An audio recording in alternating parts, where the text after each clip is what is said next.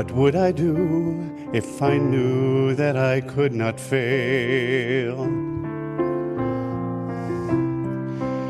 If I believe, would the wind always fill up my sail? How far could I go? What would I achieve? Trusting the hero in me. If I were brave, I'd walk the razor's edge, where fools and dreamers dare to tread. I'd never lose faith, even when losing my way.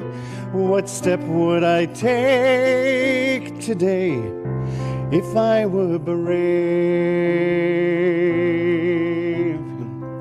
What would I do today if I were brave? What would I do today if I were brave? What would I do today if I were brave?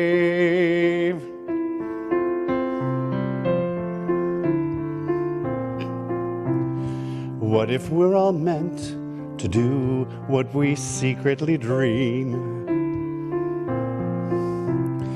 What would you do if you knew you could do anything? The mighty oak sleeps in the heart of a seed. Are there miracles in you and me? And if I were brave, I'd walk the razor's edge, where fools and dreamers dare to tread. I'd never lose faith, even when losing my way. What step would I take today if I were brave?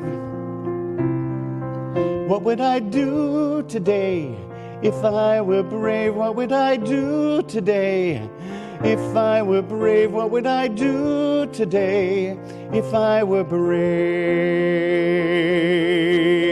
If I refused to listen to the voice of fear, the voice of courage would whisper in my ear.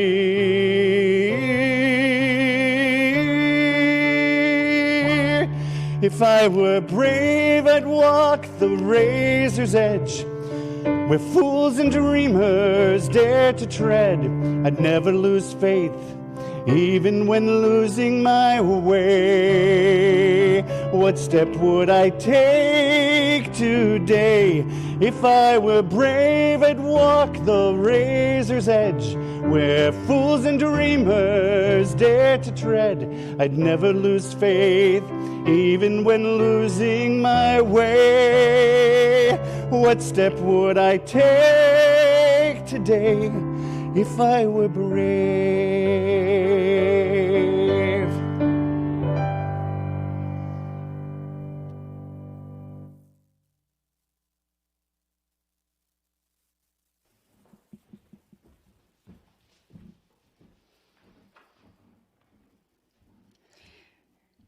Good morning. Welcome to Unity of Syracuse live streaming. We are glad you are joining us. My name is Natasha Schmidt, and it is an honor to be conducting this service today. As platform assistant, this remains a different experience to have no bodies in the pews, no friendly faces looking back at me to relate to. Despite this need for social distancing, we are connected. Heart to heart, we are one in Christ consciousness. So in this connection that transcends time and place, let us begin with the reading of today's daily word. Fearless. I am fearless as I live authentically. In the past, I may have hidden my inner light, afraid to be myself. I may have tried to please others by conforming to someone else's idea of who I should be. I may have shrunk from an aspiration, fearing that I would fail in pursuit of my goal. I may have doubted the divine perfection at the core of my spiritual self, identifying with my perceived flaws and feeling small and inadequate. Today I make a new choice. I choose to live fearlessly, drawing upon my faith to believe in myself, my imagination to envision my best life, and my understanding to know my divinity. Bold and brave, I am fearless as I live my life authentically, pursue my dreams, and express my divine nature. Be strong and bold, have no fear or dread, because it is the Lord your God who goes with you. He will not fail you or forsake you. Deuteronomy 31:6.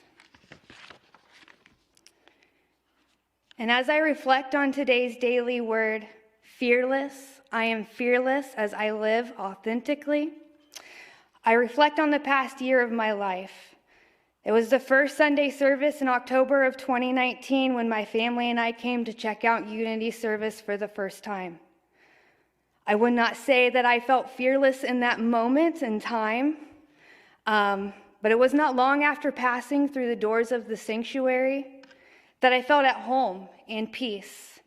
And looking back at that time and space, I realize now that I was guided to my decision to come here through the spirit and divine order that guides us all. So possibly it was not fear, since Spirit had my back, but excitement to find a loving spiritual home. I also reflect back on this past year and I think, wow, what a year to decide to connect with my higher self. I can say honestly that through the monthly lessons of the 12 powers, living and embracing the 5 basic principles, fearless coupled with compassion is how I've spent the last 6 to 8 months. And sometimes I wonder if I would have been able to give and receive as much as I have during this pandemic if I had not fearlessly decided to try something new a year ago. If I had not braced that gentle nudge from God to reconnect with my spiritual roots, that would inevitably help ground me through all that was to come. So today I say thank you to Spirit. Thank you, Source. Thank you to my Unity of Syracuse family. I know that with all this love behind me that I can and will continue to walk fearless, bold, and brave into a new world that is unfolding before us. So now we would acknowledge each other. Being creatures of habit, most of us regularly attend Sunday service and sit pretty much in the same place. So right now, take a moment to imagine sitting here. In your mind's eye, notice what the platform looks like. Now notice who is sitting in front of you, on either side of you. Picture who's behind you, and from your heart, send love. Receive love and feel the energy and connection of the spiritual family. As we connect virtually, know that we are connected, heart and spirit. We are joined, and as we take a moment to hold our church community in thought and prayer. Now join me for our statement of being. Please reference your description box on your screen. God is all, both visible and invisible. One presence, one mind, one power is all. This one that is all is perfect life, perfect love, and perfect substance. I am an individualized expression of God. I am ever one with this perfect life, perfect love, and perfect substance.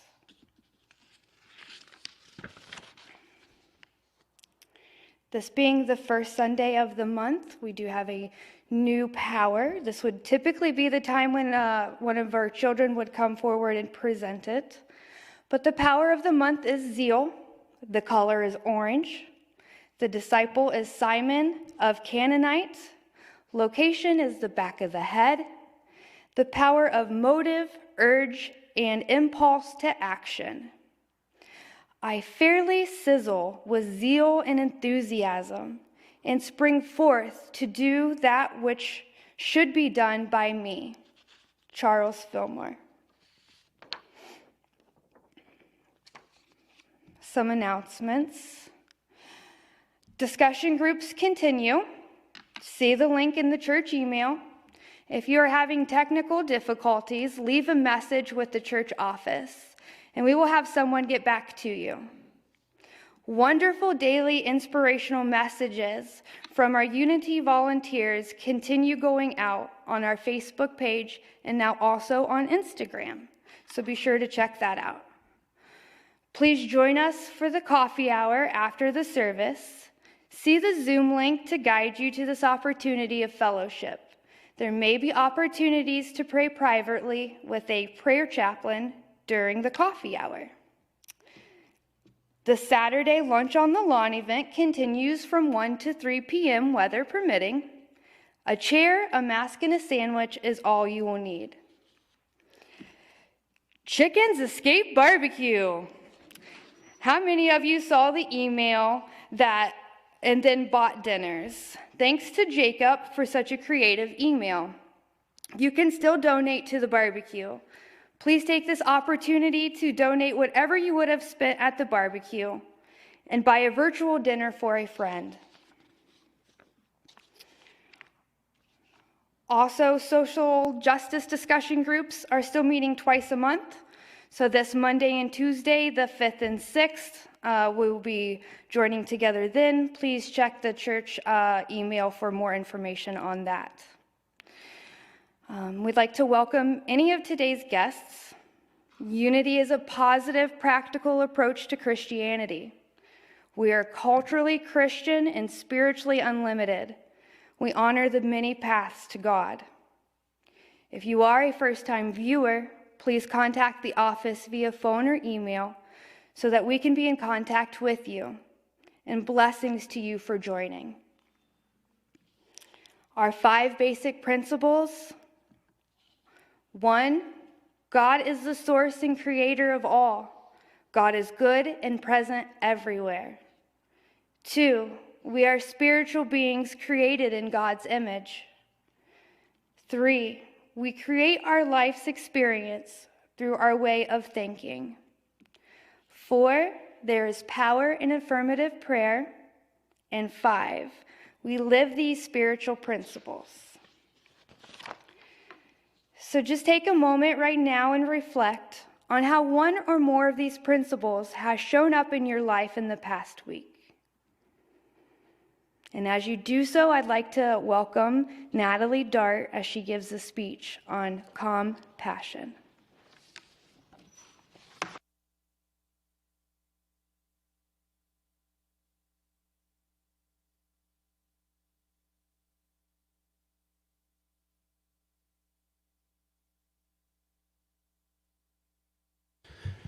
We'll take time out for a little musical interlude first, and then we would love to welcome our beautiful Natalie.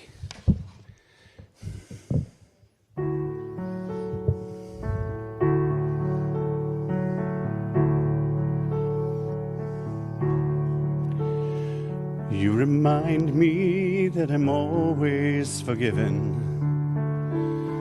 You remind me that I'm always loved. When I try too hard and feel so empty, you remind me that I'm good enough. When the devil's doubt is racing before me, sprinkling eggshells of distrust and disarray, you are rolling out the carpet of forgiveness, and you give me solid ground to find my way. You remind me that I'm always forgiven. You remind me that I'm always loved. And when I try too hard and feel so empty, you remind me that I'm good enough. And I'm sorry for the times I've been distracted And I'm sorry for the things I didn't do. But the universe is perfect, and I know it. And the reason that I'm sure of it is you. You remind me that I'm always forgiven. You remind me I'm always loved. And when I try too hard and feel so empty, you remind me I'm good enough. You remind me, you remind me, you remind me.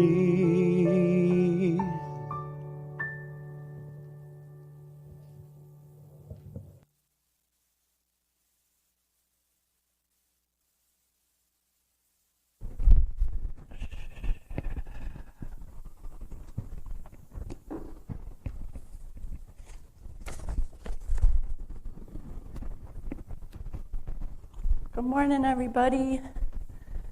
Let me just get set up here real quick. Put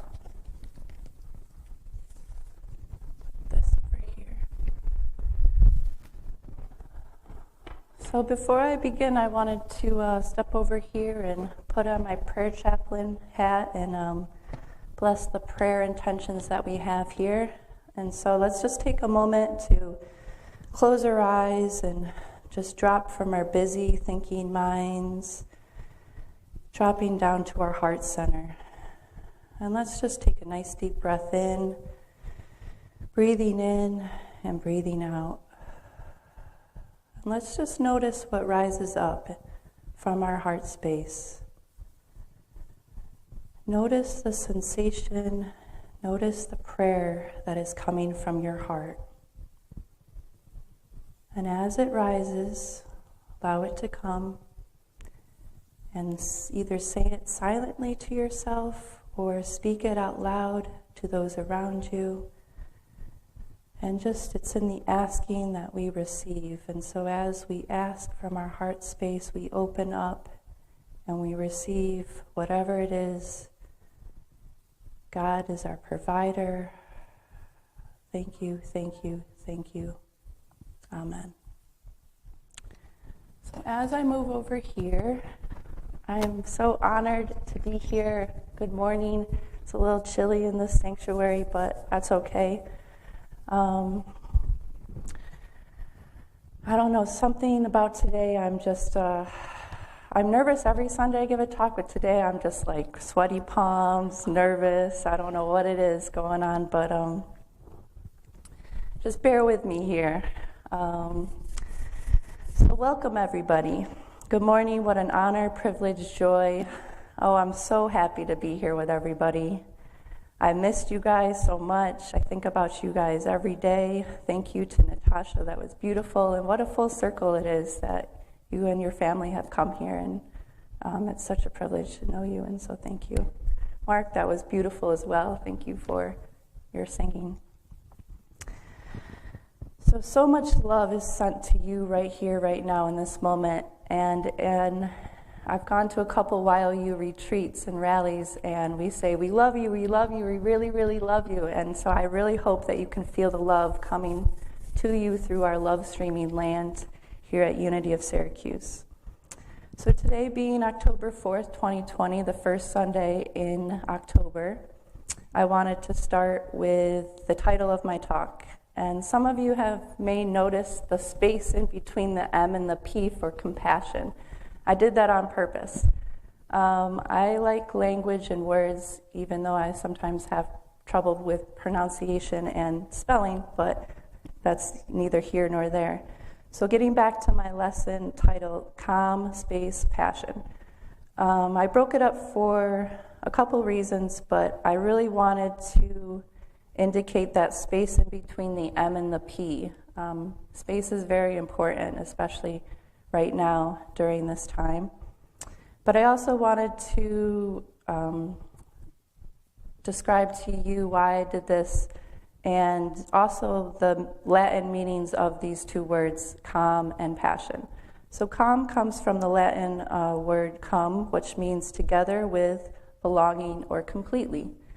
And passion is from the Latin word pati, which means to endure, to undergo, to suffer, or to experience.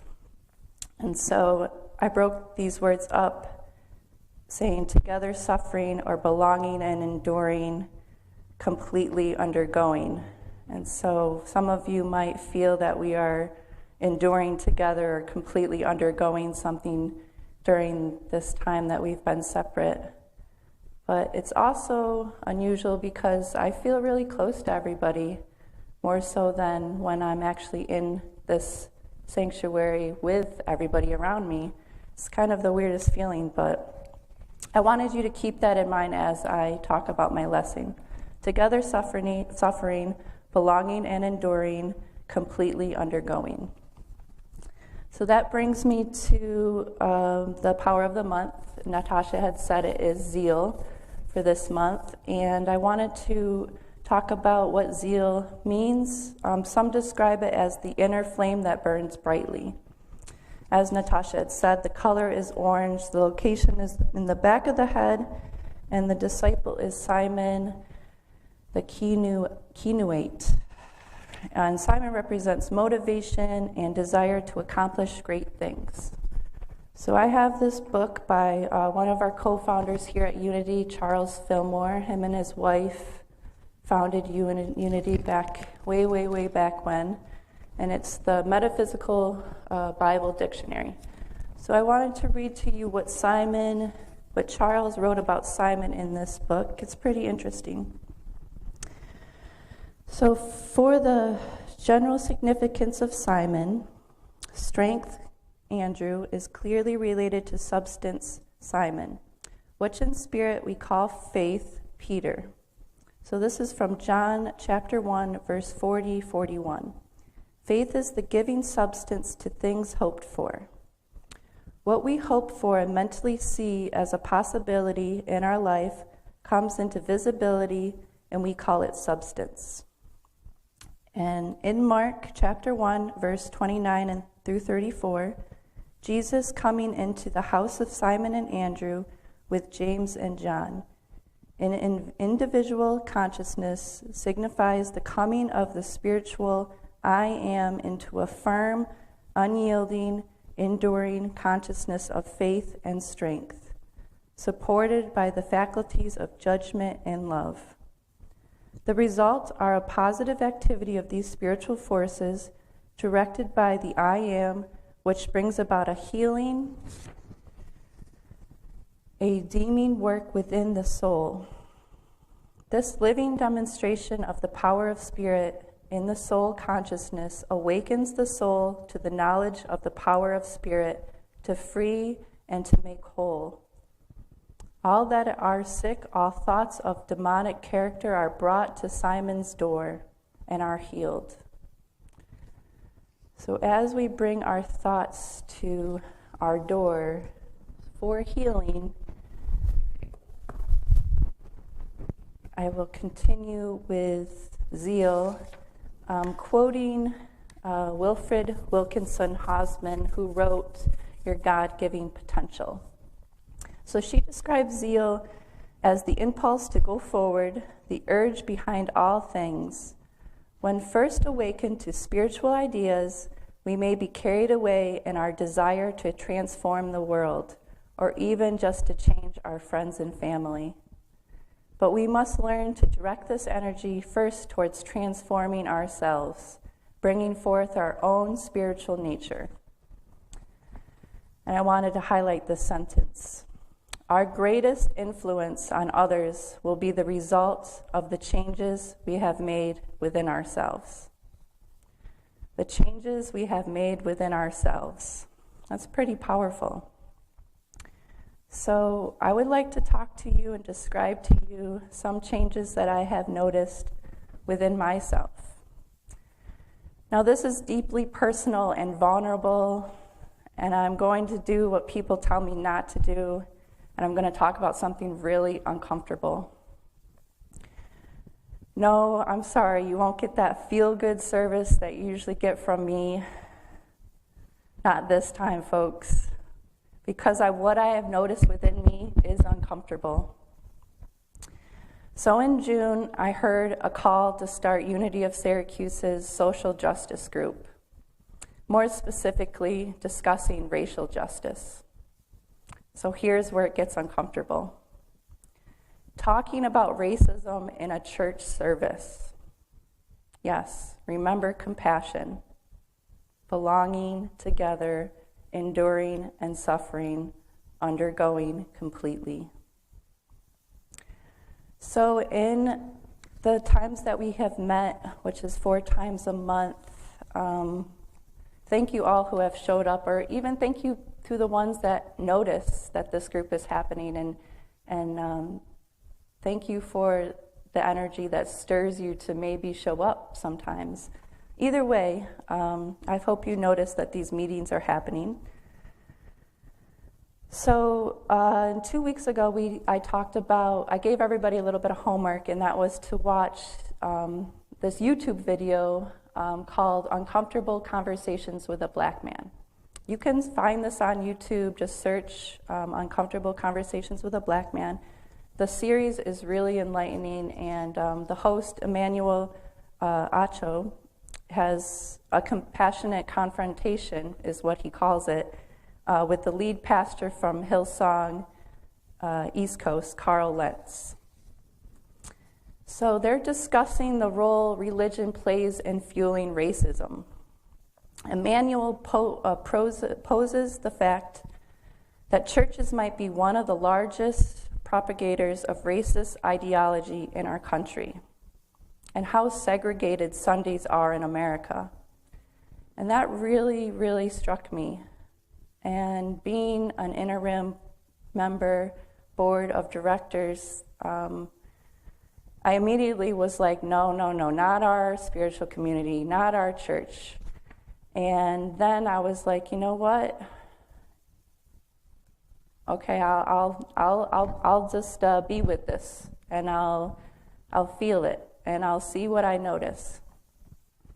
So as I'm standing here right in front of the sanctuary, I'm noticing an interfaithful prayer flag that hangs from above me and in front of me, and how much I love to see that flag with many denominations of faith. I think it's so important representing many instead of just some.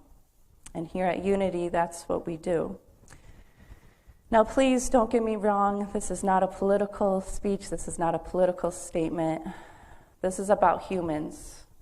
This is about our future. This is about our future of our children. And this is about the future of humanity. So in doing this racial justice work, I wanted to read to you my facilitator's oath that I say before I start facilitating each and every meeting. So as the facilitator, I am not an expert by any means. I am learning as I go, and I speak from my experiences. I enter this space to see what bubbles up in my self-conscious for self-examination purposes, and to inspire growth and change.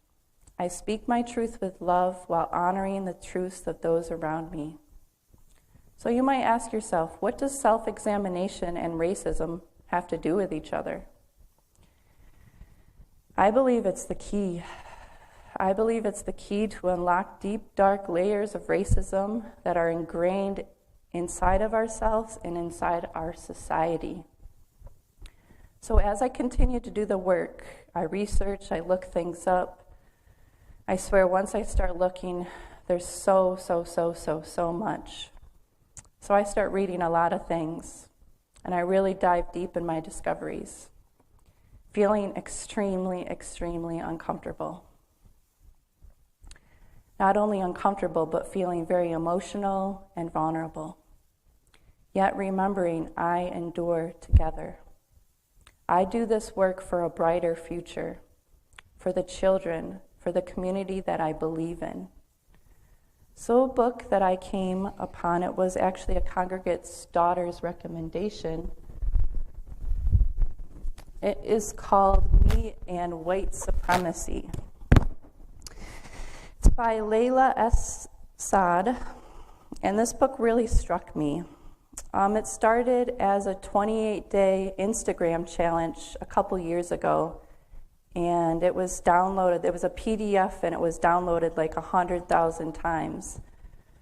So in 2020, Layla decided to turn this into a book, which is in my hands right now, and I just want to read. She writes a letter to the reader, and I just want to read it to you. The primary force that drives my work is a passionate desire to become a good ancestor. My purpose is to help create change, facilitate healing, and seed new possibilities for those who will come after I am gone. This book is a contribution to that purpose. It is a resource that I hope will help you do the internal and external work needed to become a good ancestor too. To leave this world in a better place than you have found it, the system of white supremacy was not created by anyone who is still alive today, but it is maintained and upheld by everyone who holds white privilege. Whether or not you want to admit it or agree with it, it is my desire that this book will help you to question, challenge, and dismantle this system that has hurt and killed so many Black, Indigenous, and people of color. So I started working with this book, and I give myself a lot of time with this book. It's for 21 days, I believe it is, and every day has a different reading and also little journaling exercises. So it usually takes me about a week per day to really filter out what Layla is talking about here. So thank you to the congregate's daughter who really sent that on my way. And it's funny how, when I ask for things just start showing up. And I've been so grateful for everybody who has been sending me links and just different information, and it's been really great, and I really appreciate all that. So let's see where I'm at here.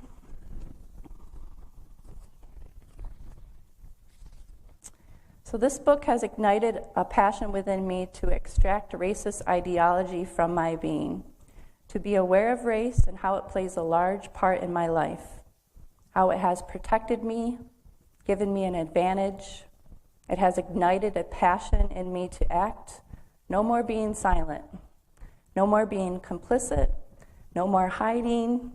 It's time to get real, raw, honest, and uncomfortable.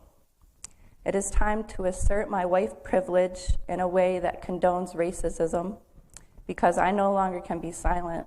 This means way too much to me. So as I examine my implicit biases, looking at how it was brought up, my environment, the racist ideology that has infiltrated through being a part of white culture, white privilege, how ingrained racism is, how subtle these biases present themselves, how racism shows up into the world. It's almost like a paper cut. You don't really notice it there until it starts bleeding. And this is a wound that is really, really, really deep. So as my awareness expands, I see racism in more and more places, many, many more places than I care to even see it. The other day in a grocery store, waiting in line and noticing the cashier's tone changes based on who steps forward to be the next person in line. On the sidewalk, it shows up a white woman clutching her purse as a Black man walks by her. It's even in my place of employment. I work at a donut shop, and the other week a customer came in and made a joke about our chocolate donut, which I immediately said that was very inappropriate. It is even in my spiritual community. When we were all together last year, I witnessed a white man not wanting to hold a black woman's hand during the peace song.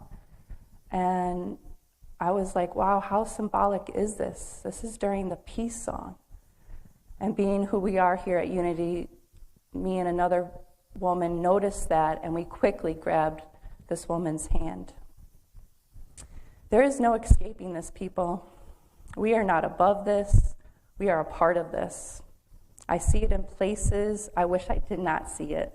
I see it in me.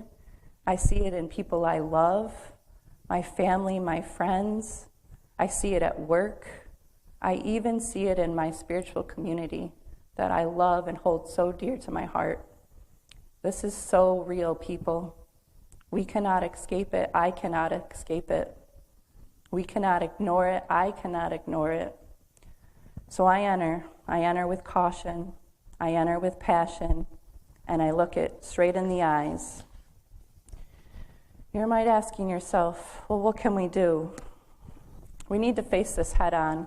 We need to look it straight in the eyes, and we need to unbury its ugly head, and we need to start somewhere. So this discussion group is where I start.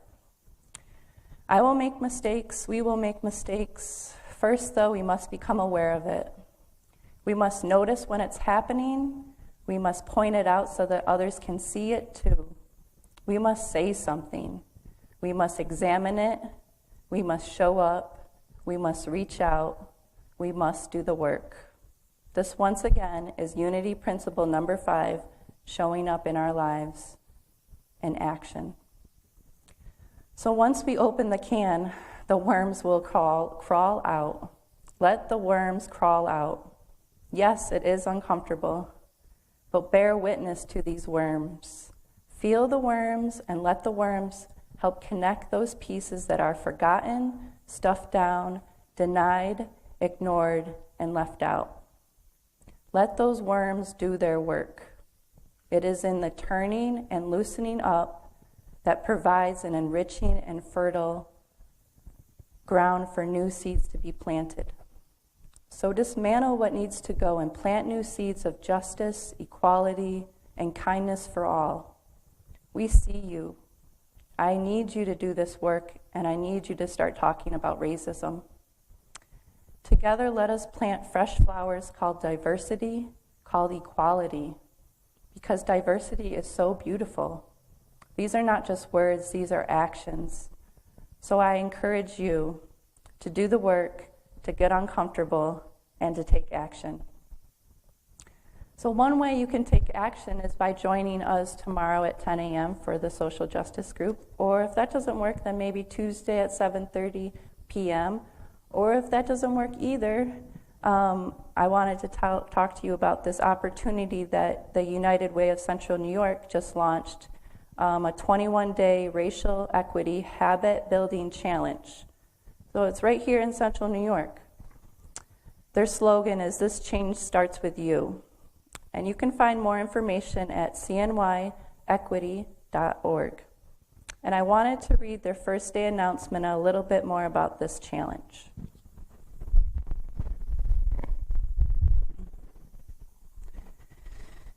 So today, the day one, which happened on October 1st, it just launched. It's kind of ironic how things happen like that. Today's topic was personal racial identity. And it goes to say this: not seeing race does little to deconstruct racist structures or materially improve the conditions which people of color are subject to daily. In order to dismantle unjust racist structures, we must see race. We must see who benefits from their race, who is disproportionately impacted by negative stereotypes about their race, and to who power and privilege is bestowed upon, earned or not earned. Because of their race, their class, their gender, seeing race is essential to changing the systems. And that's a quote by Rennie Endo-Lodge. It goes on to say, we cannot cease in confronting our country's history in relationship to identity.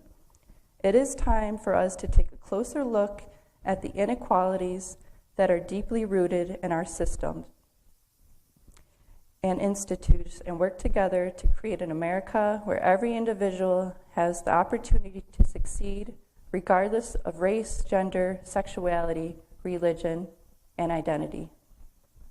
Over the next 21 days, we will explore difficult topics like structural racism, segregation, and privilege to open up dialogue on how we can be champions of equity in our personal and professional lives.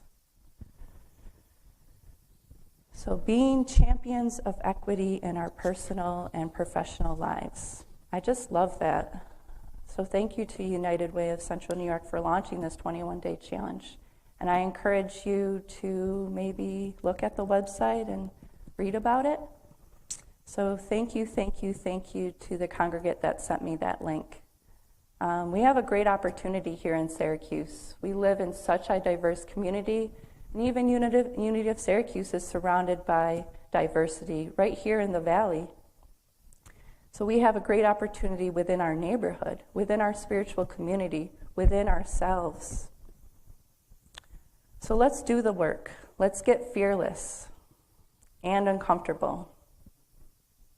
Let's do the work to get fearlessly uncomfortable having compassionate confrontations with ourselves, those we love, and those we don't even know yet. So the Bible verse of today is from John chapter 3, verse 3. I tell you the truth, no one can see the kingdom of God unless he is born again. And today's affirmation is fearlessly together we endure. I'll say that one more time. Fearlessly together we endure.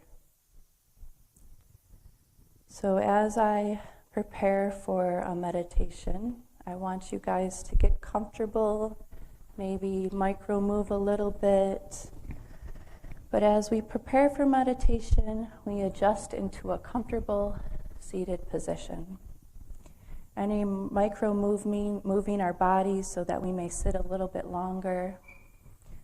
And as we connect with our breath, we let what was said, felt, heard, we allow it to land. We open ourselves up to receive. As we take another deep breath in, we allow whatever it is that bubbled up during this service. We notice it. Notice what has bubbled up for you today.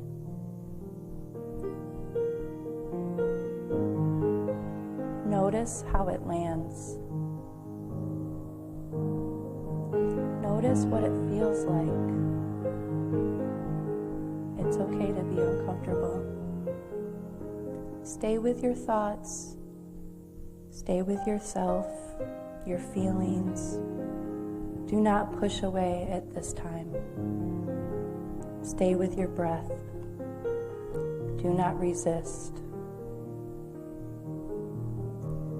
Be with it. Regardless if all you want to do is run, is deny it, is justify it, is ignore it. Pretend that it does not exist in you. Just notice it, whatever it is, or whatever it may be, and invite it in. Listen to it. You will need to open yourselves up and be willing. This exact thing, noticing, will change you. It will open you. Allow it to open you. Allow it to come and teach you. Let go of being so sure, so proud, so right. Let it teach you.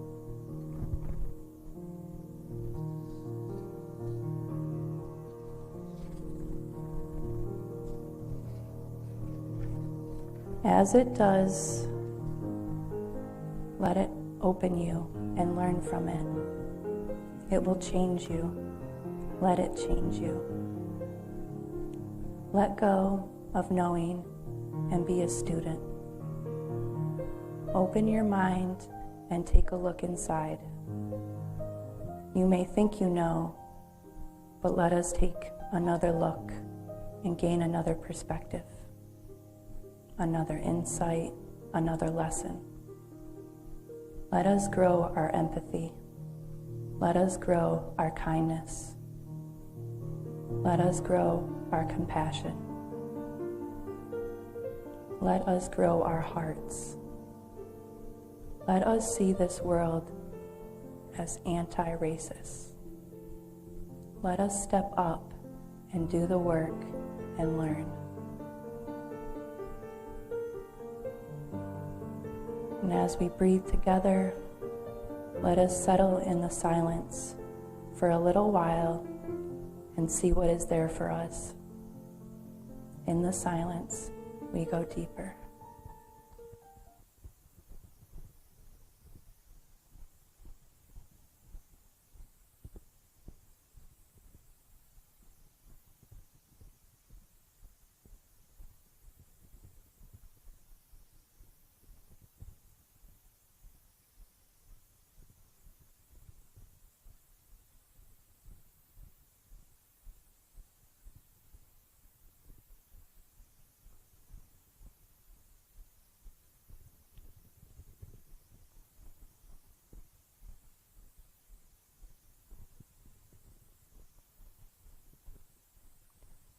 Fearlessly together we endure.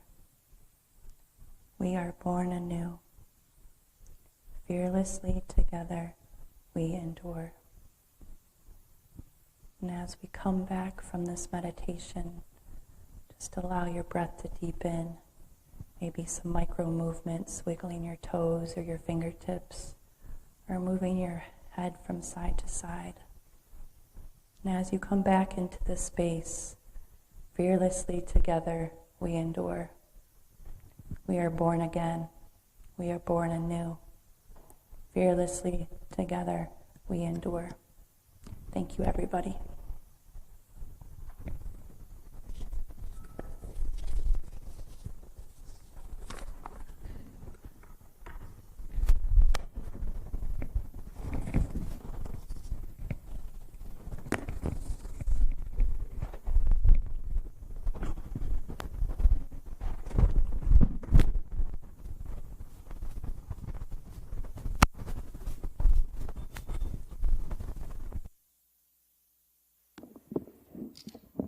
All right. Thank you, Natalie, for that very thought-provoking, compassionate speech. It was a great honor to be here today. Moving forward with our mission statement, Unity of Syracuse inspires, awakens, and transforms lives through unlimited love, prayer, and service. Now is the time in our service when we would receive our tithes, gifts, and love offerings.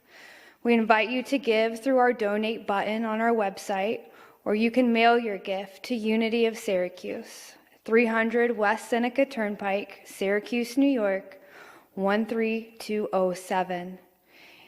You may wish to instead sign up for regular electronic giving, and that can also be done through our website. And we affirm divine love as me blesses and multiplies all that I have, all that I give, and all that I receive. Thank you, God. You are my source. Please note that there is a live Zoom meeting for our youth and family ministries at 10 a.m. each Sunday. Know that we have a thriving and edifying youth and family ministry. And we bless our children wherever they are, and we see them surrounded by love and light throughout the week. And now our prayer for protection. The light of God surrounds us. We are the light. The love of God enfolds us. We are the love. The power of God protects us. We are the power. The presence of God watches over us. We are the presence. Wherever we are, God is, and all is well. Thank you.